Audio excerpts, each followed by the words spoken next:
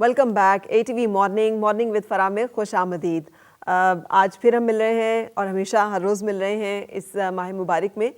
Doctor Abdul Basit مجاہد سے۔ السلام علیکم اور خوش آمدید ڈاکٹر صاحب۔ بہت شکریہ۔ اور تالیہ ایمان میرے ساتھ ہیں، تالیہ خوبصورت آواز کے ساتھ ارسنہ خوانی کریں گی، رسول پاک صلی اللہ علیہ وسلم کی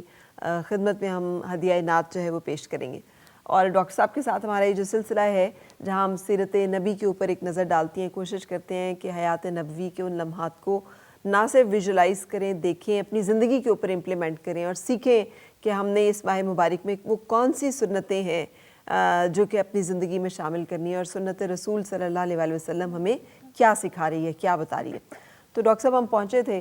کہ مدینہ المنورہ پہنچ کر رسول پاک صلی اللہ علیہ وسلم نے ایک عملی زندگی کا آغاز کر دیا، میثاق مدینہ ہو گیا، اور اس کے بعد ابھی ایک غزوہ جو ہے گزرا ہے، غزوہ بدر، اور پھر اس کے بعد ایک مہمات کا سلسلہ ہے۔ میں چاہوں گی کہ اس دور کے بارے میں ہم بات کریں کہ جب رسول پاک صلی اللہ علیہ وسلم نبرد آزما ہے، جنگی طور پر بھی اور پولیٹیکلی بھی اینڈ فائنینشلی بھی، مختلف طرح کے محاذ جو ہیں وہ کھلے ہوئے ہیں۔ جی، اللہم صلی علی محمد و آل محمد۔ یہ بہت ہی قیمتی لمحات رمضان المبارک کے، اور اللہ کا ہم پر فضل کہ ہم نبی کریم صلی اللہ علیہ وآلہ وسلم کے ذکر سے اپنے قلوب کو، اذہان کو، ارواح کو منور کرنے کی صحیح کر رہے ہیں۔ نبی کریم صلی اللہ علیہ وآلہ وسلم کا جو دور ہے، یہ جسے ہم مدنی دور کہتے ہیں، اس کے اپنے چیلنجز ہیں۔ مکی دور کے اپنے تھے، مدنی دور کے عام طور پر یہ خیال کیا جاتا ہے کہ مکہ کا دور جو ہے وہ اس میں زیادہ سختیاں ہیں، اور لیکن ایک بات جو میں ایک سیرت کے طالب علم کی حیثیت سے کہنا چاہتا ہوں وہ یہ ہے کہ مکہ کے اندر جو لوگ بھی تھے نبی کریم صلی اللہ علیہ وسلم کو جانتے تھے، آپ انہیں جانتے تھے، ان کے مزاج سے واقف تھے، ان کی جو ٹرائبل نارمز ہیں ان سے واقف تھے، اور مکہ کے اندر ایک بات بہت امپورٹنٹ ہے کہ وہ ان لوگوں میں منافقت نہیں تھی۔ جو ساتھ آئے وہ پھر جتنی مشکلات بھی تھیں ان کے پائے ثبات پہ کبھی لغزش نہیں آئی، اور اسی طرح سے جو لوگ نبی کریم صلی اللہ علیہ وسلم کے دشمن تھے، مشرک تھے، وہ بھی واضح دشمن تھے، کھلے دشمن تھے۔ یہ کوئی ایکسپیکٹیشنز نہیں تھیں کہ یہ کوئی ان سے کوئی خیر متوقع ہے۔ لیکن ہجرت اٹ سیلف ایک بہت بڑا واقعہ ہے، اور پھر اپنے گھر بار کو چھوڑ کر مہاجرین جب وہاں گئے ہیں تو وہ ایک نئی پلورل سوسائٹی ہے، اس کے اندر انصار بھی ہیں، پھر انصار کے دو قبائل اوس اور خزرج بھی ہیں، اور پھر یہود کا ایلیمنٹ بھی موجود ہے، اور اس کے علاوہ گرد و نواح کی نظریں بھی اب ہو گئی ہیں۔ جب کوئی اسٹیٹ ایمرج کر رہی ہوتی ہے تو ظاہر ہے کہ بہت سارے لوگوں کے مفادات کو زک پہنچ رہی ہوتی ہے، اور ایک اہم ایلیمنٹ جو ہے وہ منافقین کا ایرپٹ کر رہا ہے، ایمرج کر رہا ہے اور سامنے آ رہا ہے۔ گویا یہ ایک چومکھی جو ہے وہ سٹرگل ہے، اور ہر طرف سے سب چیزوں کو نبی کریم صلی اللہ علیہ وآلہ وسلم دیکھ رہے ہیں۔ اس میں جیسے ہم تذکرہ کر چکے کہ وہ یوم الفرقان اور یوم التقى الجمعان، اور قرآن نے اس غزوہ بدر کے بارے میں بتایا، تو وہ ظاہر حق واضح ہو کر سامنے آ گیا، اور پہلے لوگوں کا یہ خیال تھا کہ یہ تو بس چند دنوں کی بات ہے۔ اگر ہم اس دور کو آج کے دور کے ساتھ تھوڑا سا اس کا انسلاک کریں تو آپ دیکھیں کہ پاکستان بھی جب ہمارے وجود میں آیا تھا تو لوگوں کا خیال تھا دنوں کی بات ہے، جی، یہ دنوں میں یہ واپس آ اور رسول پاک صلی اللہ علیہ وسلم کی دعا بھی یہی ہے کہ یا اللہ آج یہ مٹھی بھر لوگ جی اگر ختم ہو گئے تو روئے زمین پر تیرا نام لیوا باقی کوئی نہیں ہوگا۔ جتنی بے قراری سے آپ صلی اللہ علیہ وسلم نے دعا فرمائی ہے بدر کے میدان میں، کہ حضرت ابوبکر صدیق رضی اللہ تعالیٰ عنہ فرما رہے تھے کہ یا رسول اللہ کتنی اور جو ہے آہوزاری کریں گے، کتنی اور آپ اپنی جان کو تکلیف میں ڈالیں گے۔ جی، اور ایک اہم بات جو یہاں پر جس کا آپ نے حوالہ کیا، وہ ساری رات نبی کریم صلی اللہ علیہ عبادت میں وسلم رہے، اللہ سے گڑ گڑا کے دعائیں مانگتے رہے، اور یہی بات آپ نے ارشاد فرمائی کہ اے اللہ یہ مٹھی بھر لوگ ہیں، اور اگر یہ نہ رہے تو پھر تیرا نام لیوا کون ہوگا۔ اور رمضان مبارک میں غزوہ بدر آیا ہے، سو رمضان اور روزہ جو ہے وہ جہاد کو نہیں روک رہا، تو ہمارے ہاں روزہ جو ہے وہ پھر ہمارے روزمرہ کے کام جو کہ ہم ایئر کنڈیشن یا ہیٹیڈ کمروں میں بیٹھ کے یا سہولت کے ساتھ کر رہے ہوتے ہیں، ان کے درمیان کیوں مانے ہو جاتا ہے ڈاکٹر صاحب؟ جی اصل میں بات یہ کہ ہم تو کچھ بہانے بھی کر رہے ہوتے ہیں، اور دوسری بات یہ کہ اس میں تو اللہ تعالیٰ برکت دیتے ہیں، یعنی رمضان میں تو چونکہ اللہ تعالیٰ کی برکات مسلسل شدت سے برس رہی ہوتی ہیں، اس میں تو آپ دیکھتے ہیں کہ وہی 24 گھنٹے ہوتے ہیں، ہم زیادہ کام کر لیتے ہیں، زیادہ عبادات کر لیتے ہیں، ہمارا جی زیادہ چاہتا ہے، اچھا گھر کے اندر خواتین زیادہ کوکنگ کر لیتی ہیں، اس کا مطلب ہے اس میں برکت ہے۔ باقی وہ فارسی زبان میں ایک مقولہ کہا جاتا ہے کہ خوئے بد رب ہونا بھی سیور، کچھ نہ کرنا ہو تو اس کے لیے تو ہر وقت ہی ہزار بہانے ہو سکتے ہیں۔ تو میں یہ بات کر رہا تھا کہ نبی کریم صلی اللہ علیہ وآلہ وسلم کی اس وقت کی جو کیفیت ہے اس میں یہ ہے کہ آپ کی جو چادر مبارک ہے وہ اس شدت عجز کے ساتھ دعا کرنے سے کندھوں سے شانوں سے ڈھلک رہی ہے، اور حضرت ابوبکر صدیق رضی اللہ عنہ اس کو اڑا رہے ہیں۔ اور پھر آپ دیکھیں کہ سم ٹائم کیا ہوتا ہے، ہمارے جو بچے ہوتے ہیں، ہمارے جو اسٹوڈنٹس ہوتے ہیں، ان کو ہم کوئی بات بتاتے ہیں ایک خاص پیراڈائم میں، اور پھر وہی کہیں بھی بات دہرا رہے ہوتے ہیں وہ ہمارے سامنے، تو وہ کیسی ایک خوشی کی بات بھی ہوتی ہے اور اس کا ایک ریلیونٹ استعمال ہوتا ہے۔ تو جب ہجرت کے دوران نبی کریم صلی اللہ علیہ وآلہ وسلم غار ثور میں تھے، اور جب دشمنوں کی بالکل قریب سے آہٹ آنے لگ پڑی تھی، تو اس موقع پر حضرت ابوبکر صدیق رضی اللہ عنہ چونکہ یار غار بھی ہیں وہاں موجود تھے، تو وہ پریشان ہوئے کہ یہ کہیں آ کر نبی کریم صلی اللہ علیہ وسلم کو نقصان نہ پہنچائیں۔ تو اس وقت نبی کریم صلی اللہ علیہ وسلم نے جو بات کہی تھی، کہا تھا لا تحزن ان اللہ معنا، گھبرائیے نہیں، اللہ بے شک ہمارے ساتھ ہے۔ اور پھر یہی ہوا کہ وہ ان کو نظر بھی نہیں آئے، اور سب سے قیمتی جو اس کائنات کی شے تھی اس کو اللہ کریم نے سب سے کمزور کے ذریعے سے بچا لیا، یعنی تار عنکبوت وہاں پر پھیلا ہوا تھا۔ اور یہی تسلی کے الفاظ جو ہیں یہ حضرت ابوبکر صدیق رضی اللہ تعالیٰ دہرا رہے ہیں، بدر کے میدان میں دہرا رہے ہیں۔ اور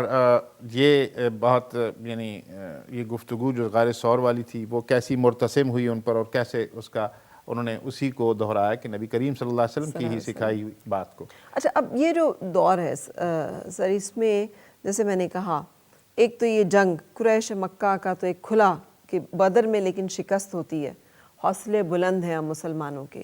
اور اس کے بعد احد کا میدان جو ہے اس کی طرف کا سلسلہ، اور بہت سارے غزوات کا سلسلہ، اور یہاں پہ جو میثاق مدینہ ہے مسلمان اس کی پاسداری پہ قائم ہے، رسول اللہ صلی اللہ علیہ وسلم اپنے اس امن معاہدے کی تمام شقوں کے اوپر عمل پیرا ہے، لیکن وہاں سے پس پردہ سازشوں کا سلسلہ یہودیوں کا جاری ہے۔ وہ سپورٹ بھی کر رہے ہیں، وہ دعوت بھی دے رہے ہیں، آپ لوگ آئیں، حملہ کریں، ہم آپ کا ساتھ دیں گے، پیسے اور فنڈنگ جو ہے اس کا سلسلہ بھی جاری ہے۔ اور رسول پاک صلی اللہ علیہ وسلم کے علم میں گاہے بگاہے آہستہ آہستہ یہ تمام تفصیلات جو ہیں یہ آ رہی ہیں۔ تو یہ اس دور اس سے آگے میں یہی عرض کر رہا تھا کہ یہ جو بدر ہے نا، بدر اٹ سیلف ایک بہت بڑا ایونٹ ہے،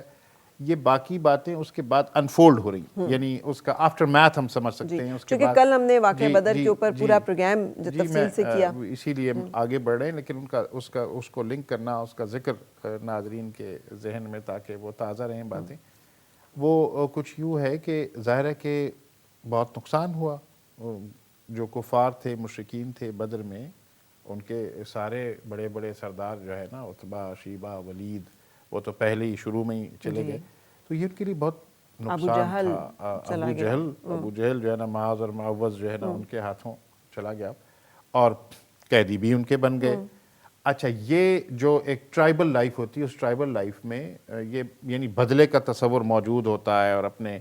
زخموں کو دیکھ دیکھ کر، اور پھر وہ جو ان کے ہاں جیسے عربی شاعری ہے اور وہ ایپک جو اس میں رزمیہ شاعری اور سب، تو یہ اب ان پر گویا بہت پریشر تھا، اپنا ہی پریشر اپنے علاقے کا، اور جن جن کے لوگ اس میں مارے گئے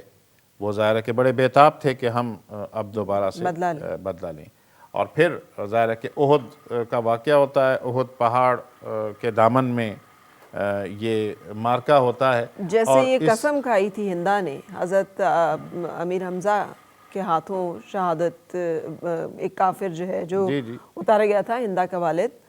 تو اس نے قسم کھائی تھی کہ میں ہندا کو جو ہے کہ میں حضرت حمزہ جو ہیں ان کو نہ صرف شہید کرواؤں گی بلکہ لاش کا مسئلہ کروں گی، یہ اس کا ایک جی یہ اسی طرح نا، چونکہ یہ میں نے جیسے ذکر کیا عتبہ، شیبہ، ولید، یہ سارے یعنی بھائی اور بھتیجے ہیں نا، اور یہ ہندا کے ظاہر خاندان سے ہیں، تو یہ باتیں موجود تھیں، اور ہندا نے تو باقاعدہ ایک غلام کو جو تھا اسے حبشی کو جی تیار کہا کہ میں کیا آزاد کروں گی، اور آزاد کروں گی، اور اسے بہت یعنی نشانہ بازی اور نیزہ بازی بہت سکھائی اور اس کو سارا کچھ کیا، یعنی یہ تیاریاں موجود تھیں، اور بین چل رہا تھا، اور اس بین میں پھر ظاہر جذبات کو انگیخت کیا جا رہا تھا، اور گویا اب وہ ایک فیصلہ کن اپنے تئیں جنگ کرنے کے لیے آ رہے تھے۔ نبی کریم صلی اللہ علیہ وآلہ وسلم کا یہ طریقہ تھا کہ آپ مشورہ فرمایا کرتے تھے اللہ کے حکم کے مطابق، وشاورہم فی الامر وامرہم شورا بینہم، تو یہ اس کے مصداق۔ تو اس موقع پر مسلمانوں کے کیمپ میں کیا صورتحال ہے، مسلمانوں کی سائڈ پہ کیا صورتحال، ان کے جیسے آپ نے کہا کہ ان کے حوصلے اب بلند ہیں، انہیں ظاہر ہے کہ ایک بہت کم تعداد میں ہونے کے باوجود اللہ کی مدد کے ذریعے سے وہ ایک جنگ غلبہ جیت ملا چکے ہے، ہیں، غلبہ ملا ہے۔ یہ ایک خاص مزاج ڈیولپ کرتا ہے، اور وہ ڈیولپ یہ تھا کہ اب مسلمانوں کی تعداد میں اضافہ بھی ہوا تھا، یعنی وہ اس کو اس انداز میں دیکھنے لگ پڑے تھے نو مسلم بھی کہ اب تو ہم بہت جری ہیں اور زیادہ ہیں، اور پہلے سے زیادہ ہیں، تو اب تو ہماری فتح جو ہے نا وہ یقینی ہے۔ اور اس کے ساتھ ساتھ جو پرٹیکولرلی جو یوتھ تھے، جو نوجوان تھے، وہ بہت کہ اب ہم نے کارہائے نمایاں دکھانے کرنے، تو نبی کریم صلی اللہ علیہ وآلہ وسلم کے سامنے جب ہوئی بات، آپ صلی اللہ علیہ وسلم کی ذہن میں تو یہ تھی کہ ہمیں ڈیفینسو لڑائی لڑنی چاہیے، لیکن نوجوانوں نے اس مشورے میں یہ کہا کہ ہم تو کھلے میدان میں ہمیں آگے بڑھ کر ان کو فیس کرنا چاہیے، اور پھر نبی کریم صلی اللہ علیہ وسلم جب مشورہ ہوا اس میں تو ٹھیک ہے، پھر اب جتنا ہے تو چلو، پھر دوبارہ لوگوں کا خیال آیا کہ نہیں وہ بات تو ٹھیک تھی، تو نبی کریم صلی اللہ علیہ وسلم ایک جو آج ہمارے لیے ایک مشعل راہ آپ نے فرمایا کہ اللہ کا رسول صلی اللہ علیہ وسلم جب ایک فیصلہ کر لیتا ہے تو پھر اسے سر منہ انحراف یا پیچھے ہٹا نہیں جا سکتا، تو وہاں گئے۔ احد میں نبی کریم صلی اللہ علیہ وسلم کی جو ایز اے اسٹریٹجسٹ جو ایک نظر آتی بات کہ انہوں نے دیکھا کہ اب احد میں ایک جو پشت پر جہاں سے مسلمانوں نے فیس کرنا تھا اس کی پشت پر ایک درہ ہے، اور اس درے کا آپ نے پہلے سے انتظام کیا کہ حضرت عبداللہ بن جبیر رضی اللہ عنہ کو وہاں تعین کیا، ان کے ساتھ 50 تیر انداز بھی وہاں پر متعین کیے کہ فرنٹ سے تو ہم فیس کریں لیکن اس کا امکان پیچھے سے نہ حملہ ہو، تو آپ نے کچھ بھی ہو جائے تو آپ نے اس جگہ کو نہیں چھوڑنا۔ جنگ شروع ہوتی ہے، اور اس جنگ میں یہ ہوتا ہے کہ مسلمانوں کا جذبہ بھی ہے، پلڑا بھی بھاری ہے، اور وہ بہت اگریسولی ان کو پچھاڑنے کی کوشش کر رہے ہیں۔ اس دوران گویا ایسے لگتا ہے کہ وہ جنگ جیت گئے اور وہ پسپائی اختیار کر رہے ہیں، تو اب مال غنیمت وہ جو اوپر جو لوگ بیٹھے تھے ان میں یہ اختلاف رائے پیدا ہوئی۔ حضرت عبداللہ بن جبیر نے انہیں یہی بات کہی کہ نبی کریم صلی اللہ علیہ وسلم کا اسٹینڈنگ آرڈر ہے کہ اس جگہ کو نہیں چھوڑنا، کچھ بھی ہو جائے۔ تو باقی لوگوں نے اپنے تئیں اپنی جو سوچ اور انٹلیکٹ کو استعمال کیا کہ نہیں یہ تو وہ تو اس صورت میں تھا نا، ابھی تو جنگ شروع ہو رہی تھی، اب تو جنگ جیت چکے ہیں۔ اور ایک انسان کے دل کے اندر جو مال ہے نا، نبی کریم صلی اللہ علیہ وآلہ وسلم کا ایک ارشاد ہے کہ ہر امت کا ایک فتنہ ہے، اور میری امت کا فتنہ مال ہے۔ سو مال غنیمت کے لیے بیسیکلی انہوں نے چھوڑ کر کچھ لوگ جو ہے نا اس میں سے انہوں نے کہا جی ہم تو اب تو جنگ جیت چکے ہیں، اس لیے اب ہمارے یہاں کھڑے رہنے کی ضرورت نہیں ہے۔ خالد بن ولید ابھی اسلام قبول نہیں کیا ہے، اور وہ مشرکین کے لشکر میں ہیں، اور وہ ظاہر ایک اچھے جرنیل ہیں، ہاں جرنیل ہیں، وار اسٹریٹجسٹ ہیں، وہ بڑی کینلی دیکھ رہے ہیں کہ یہ جگہ وہاں سے خالی ہو رہی ہے، تو وہ اپنی اس شکست اور پسپائی کو بدلنے کے لیے ایک لمبا راستہ اختیار کرتے ہوئے اپنے شاہ سواروں کے ساتھ وہاں پر پیچھے سے حملہ آور ہوتے ہیں، اور وہاں چونکہ کم لوگ ہیں اور وہ ظاہر ہے کہ شہادت کے مرتبے پر فائز ہوتے ہیں، اور وہ وہاں سے پھر اپنے جے ہبل کے نعرے لگاتے ہوئے جب وہاں سے اترتے ہیں تو ٹرن اراؤنڈ ہو جاتی ہے ساری جو سچویشن، پسپائی اختیار کرتے تھے انہیں بھی لگا کہ یہ تو اب مسلمان دونوں طرف سینڈوچ سے ہو گئے۔ تو وہ ایک مشکل وقت آتا ہے، اور اس مشکل وقت میں نبی کریم صلی اللہ علیہ وسلم کے جو قریبی ساتھی ہیں انہوں نے اپنے جسموں پر، اپنے ہاتھوں پر دشمنوں کے وار کو روکا ہے، اور نبی کریم صلی اللہ علیہ وآلہ وسلم سمیت مسلمانوں کو اس میں ظاہر ہے کہ آپ صلی اللہ علیہ وسلم کے دندان مبارک شہید ہوئے، آپ کے خود کی جو وہ لڑی تھی وہ وہاں پر پیوست ہوئی وار کی وجہ سے، اور آپ نے جیسے ابھی ہندا کا ذکر کیا تھا تو حضرت حمزہ جو نبی کریم صلی اللہ علیہ وسلم کو بہت عزیز اور آپ کے چچا اور دوست اور بہت غمخوار سپورٹ، اور ایک ان کی موجودگی ایک مسلمانوں کو اور نبی کریم صلی اللہ علیہ وآلہ وسلم کو ایک تقویت دیتی تھی، وہ بھی ظاہر ہے کہ انہیں نیزہ لگتا ہے۔ اور آپ صلی اللہ علیہ وسلم نے جو فرمایا کہ میں جس طرف دیکھتا تھا مجھے علی کرم اللہ وجہ کریم نظر آتے تھے، اور وہ جو ایک ارشاد مبارک ہے لا فتح الا علی لا سیف الا ذوالفقار، وہ بھی آپ صلی اللہ علیہ وسلم نے وہاں پر حضرت علی کرم اللہ وجہ یا اور بھی جگہوں پر، حضرت علی کرم اللہ وجہ تو ظاہر ہے کہ جو ان کی شجاعت ہے وہ بے مثل و بے مثال ہے، اور 70 تلواریں شاید ٹوٹی تھی ان کے ہاتھ میں، کوئی ایسا غزوہ نہیں ہے اور نبی کریم صلی اللہ علیہ وسلم کی کوئی ایسی ہم رکابی نہیں ہے کہ جو آپ نے نہ کی ہو۔ اور اس مرحلے پر ایسا ہوتا ہے کہ یہ نوبت آ جاتی ہے کہ نبی کریم صلی اللہ علیہ وآلہ وسلم کو اور آپ کے چند ساتھیوں کو ایک اوٹ میں پناہ لینی پڑتی ہے، اور اس پناہ لینے میں ظاہر ہے کہ وہ اپنے تئیں سمجھتے ہیں کہ ہم نے، اور اسی موقع پر ایک اور بات جو میں ناظرین کی گوش گزار کرتا ہوں، حضرت مصعب بن عمیر رضی اللہ عنہ بہت خوبصورت نوجوان اور ایسے شہزادے تھے کہ کہتے ہیں کہ وہ جب ایمان لانے سے پہلے مکہ کی گلی سے گزرتے تھے تو جو فریگرنس استعمال کرتے تھے اس سے لوگوں کو پتہ چلتا تھا کہ یہاں سے مصعب گزرے ہیں، اور بہت ناز و نام میں پلے، اور جب اسلام قبول کیا تو یہ حالت تھی کہ ظاہر ان کو چٹائی میں باندھ کر ان کے اپنے گھر والے انہیں تشدد، انہوں نے کہا کہ آپ لباس بھی یہاں چھوڑ کے جائیں، آپ چھوڑ کے جائیے سب کچھ، تو وہ جو تن پہ لباس تھا وہ بھی اتار کے جو ہے آپ وہاں سے نکلے کہ میں آپ کا کچھ بھی نہیں لے کے جا رہا ہوں ساتھ۔ تو وہی کہ جو احد میں پھر وہ منظر وہ شہادت کے مرتبے پر فائز ہوتے ہیں، اور حضرت مصعب کی جو ہے نا ان کی شباہت بھی نبی کریم صلی اللہ علیہ وسلم سے ملتی تھی، اور یہ وہاں پر یہ افواہ بھی پھیل گئی کہ خاکم بدہن نبی کریم صلی اللہ علیہ وسلم اب اس دنیا میں نہیں رہے، تو اس سے ظاہر مسلمانوں کے لشکر پر کیا اثر پڑنا تھا اور ان کے کیا صورت حال ہونی تھی۔ تو حضرت ابوبکر صدیق رضی اللہ عنہ اور حضرت عمر فاروق رضی اللہ عنہ اور کچھ ساتھی نبی کریم صلی اللہ علیہ وسلم کے وہاں موجود ہیں، اور اب یہ کہ ان کو اپنے تئیں جو وہ سمجھ رہے ہیں وہ واپس جا رہے تھے، اللہ کی مشیت تھی کہ وہ یعنی ان کا پلڑا بظاہر بھاری ہونے کے باوجود واپس جا رہے تھے، اور وہ اپنے نعرے حبل کی اور لات اور منات کے نعرے لگاتے ہوئے جا رہے تھے، اور پھر کسی ایک ظالم نے یہ کہا کہ کوئی بھی نہیں رہا نبی کریم صلی اللہ علیہ وسلم کے بارے میں اور حضرت ابوبکر اور حضرت عمر کے بارے میں، تو نبی کریم صلی اللہ علیہ وسلم نے اسٹریٹجی کے طور پر کہا کہ خاموشی اختیار کریں، لیکن پھر وہ جو حضرت عمر رضی اللہ عنہ تھے انہوں نے کہا کہ یا رسول اللہ صلی اللہ علیہ وسلم کیسے ہو سکتا ہے کہ وہ آپ کے بارے میں بات کہیں، اور انہوں نے پھر نعرہ تکبیر کا نعرہ لگایا، اور پھر نبی کریم صلی اللہ علیہ وسلم نے جو مسلمان بکھر رہے تھے اور جو زخمی تھے اور جو بچے تھے ان سب کو ساتھ لیا، اور دوبارہ اس شکست کو فتح میں یوں بدلا کہ ان کا پیچھا کیا، اور انہیں بھی احساس ہو گیا کہ یہ ہم نے ایلیمینیٹ نہیں کیا ہے، نقصان پہنچا ہے، یہ ٹو بی کنٹینیوڈ ہے۔ ہم یہاں پہ ایک بریک کے لیے رکیں گے، تو اس لیے میں چاہ رہی تھی کہ ہم تیزی کے ساتھ چل کر اپنی بریک تک جو ہے وہ پہنچے، اور نعت رسول مقبول صلی اللہ علیہ وسلم کے لیے بھی ہم نے تالیہ کی طرف جانا ہے،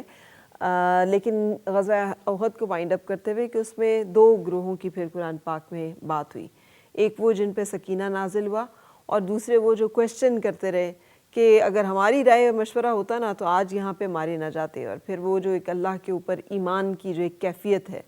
کہ اس کی بات ہوئی۔ بریک سے جب ہم واپس آئیں گے تو ہم اگلے غزوات کی طرف چلیں گے، لیکن تالیہ رسول مقبول صلی اللہ علیہ وسلم کی خدمت میں ہدیہ نعت پیش کرنے کی درخواست ہے۔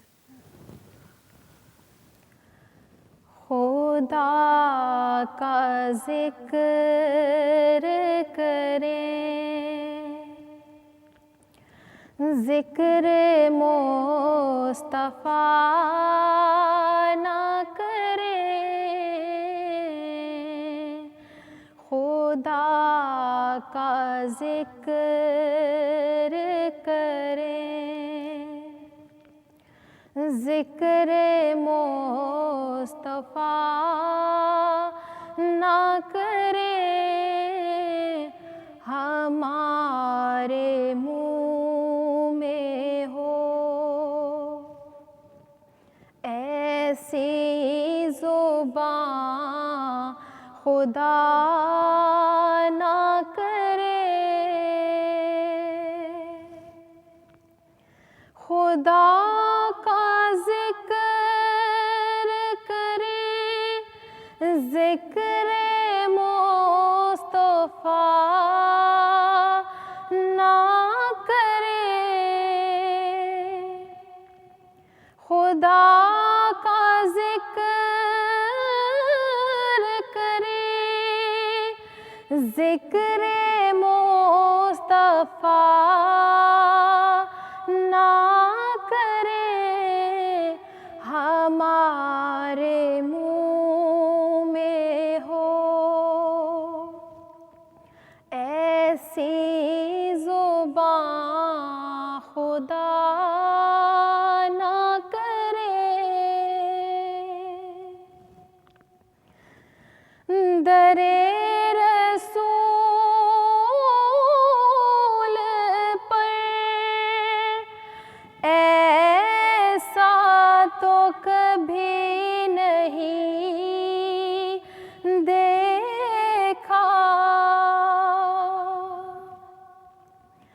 در رسول پر ایسا تو کبھی نہیں دیکھا، کوئی سوال کرے اور وہ